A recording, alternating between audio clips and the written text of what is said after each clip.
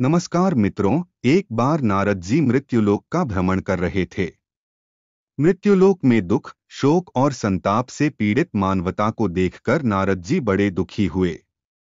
वहां से नारद जी सीधे विष्णुलोक पहुंचे और भगवान विष्णु से बोले, प्रभु, मृत्युलोक पर बहुत दुख, शोक और संताप है। आप उनके कल्याण के लिए कुछ करते क्यों नहीं? भगवान विष्णु बोले, नारद, जो मनुष्य योग का अनुसरण करेगा उस पर मेरी माया का असर नहीं होगा। वह हमेशा आनंदित रहेगा। लेकिन जो केवल भोगों में लगा रहेगा उसे मेरी माया दुख, शोक और संताप ही देगी। नारद जी बोले, प्रभु, आपकी माया के बारे में मैंने बहुत सुना है लेकिन कभी देखा नहीं। कृपा करके आप मुझे अपनी माया दिखाएं। भगवान विष्णु बोले, नारद, तुम तो हमेशा मुझ में विचरण करते हो, इसलिए मेरी माया तुम्हें आवृत नहीं कर सकती। अतः तुम माया को देखने की जिद छोड़ दो। लेकिन फिर भी नारद जी नहीं माने और अपनी जिद पर डटे रहे। आखिर भगवान विष्णु को बात माननी ही पड़ी और भगवान विष्णु बोले, नारद, चलो चलते हैं मृत्युलोक। वहीं पर दिखाऊंगा तुम्हें अपनी माया।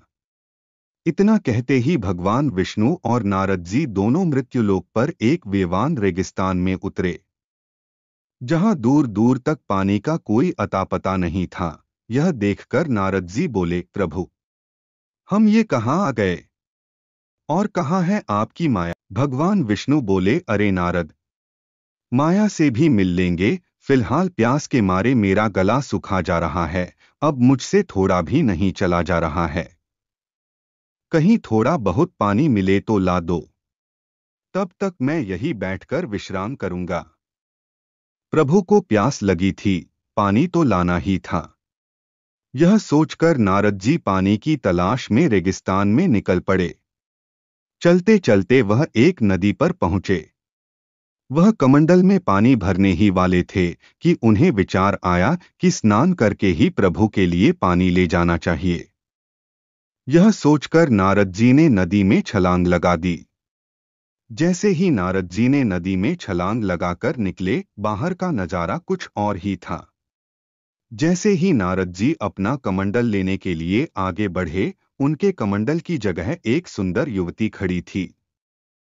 वह युवती इतनी सुंदर थी कि उसी क्षण वह नारद जी के हृदय में बस गई। नारद जी ने सारी बातें भूलकर उसके सामने शादी का प्रस्ताव रख दिया। सुंदरी तो आई ही थी इसी मंशा से, अतः वह झट से मान गई और नारद जी को अपने घर ले गई। वहां जाकर पता चला कि वह एक राजकुमारी थी। वह अपने पिता की इकलौती बेटी और उस राज्य की इकलौती राजकुमारी थी। राजा ने अपनी पुत्री के स्वयंवरित पति से उसका विवाह करवा के उसे ही उस राज्य का उत्तराधिकारी घोषित कर दिया। अब तो सम्राट बनकर नारद जी के दिन बड़े ही आराम से बीतने लगे। ऐसे दिन पर दिन बीतते गए और महाराज की परम सुंदरी महारानी ने 2 पुत्र रत्नों को जन्म दिया। सम्राट बने नारद जी अपने राजकुमारों को देखकर खुशी से फुले नहीं समाते थे। तभी अकस्मात एक दिन नदी में बाढ़ आ गई। पूरा राज्य तहस नहस हो गया। विशाल अट्टालिकाएं धूल में मिल गई और कोई दबकर मर गया तो कोई डूबकर मर गया। किसी तरह नारद जी ने अपने परिजनों को बचाया। वह अपनी बीवी और पुत्रों को एक नाव में बिठाकर सुरक्षित स्थान पर ले जाना चाहते थे, लेकिन तभी नदी में एक और तूफान आया और नाव उलट गई। दोनों बच्चों को तो नारद जी ने पकड़ लिया, किंतु महारानी बह गई। नारद जी बड़े दुखी हुए, लेकिन मजबूरी में सिवाय देखने के कुछ कर न सके। किसी तरह बच्चों को सुरक्षित लेकर वह किनारे पर पहुंचे, लेकिन अब उनके पास खाने खिलाने के लिए कुछ नहीं था। बच्चों को बड़ी जोर से भूख लगी तो वह जोर जोर से रोने लगे और देखते ही देखते बच्चों ने भूख से प्राण त्याग दिए। यह देखकर सम्राट नारद घोर विषाद में डूब गए। अकेले पड़ गए नारद जी ने जीने का कोई सहारा न देख स्वयं का प्राणांत करने की सोची और नदी में छलांग लगा दी। तभी नदी के बाहर बैठे भगवान विष्णु बोले, अरे नारद, मैं वहां तुम्हारी प्रतीक्षा कर रहा था और तुम यहां स्नान कर रहे हो। मैंने तुम्हें पानी लाने के लिए भेजा था, इस मायावी नदी की दुनिया में खोने के लिए नहीं। तब नारद जी बोले, तो क्या प्रभु, जो मैंने देखा वह सब मिथ्या है? भगवान विष्णु बोले, हाँ नारद, यही तो मेरी माया है। तुम्हारी बहुत इच्छा थी माया देखने की, देख लिया, अब और देखना है? नारद जी बोले, नहीं नहीं प्रभु, अब मुझे कोई माया नहीं देखनी, आपके दर्शन ही पर्याप्त है। शिक्षा। इस कहानी की सबसे महत्वपूर्ण शिक्षा यही है कि जब तक हम ईश्वर को अपने हृदय में धारण किए रहेंगे तब तक संस्कारिक मोह माया हमें प्रभावित नहीं कर सकेगी।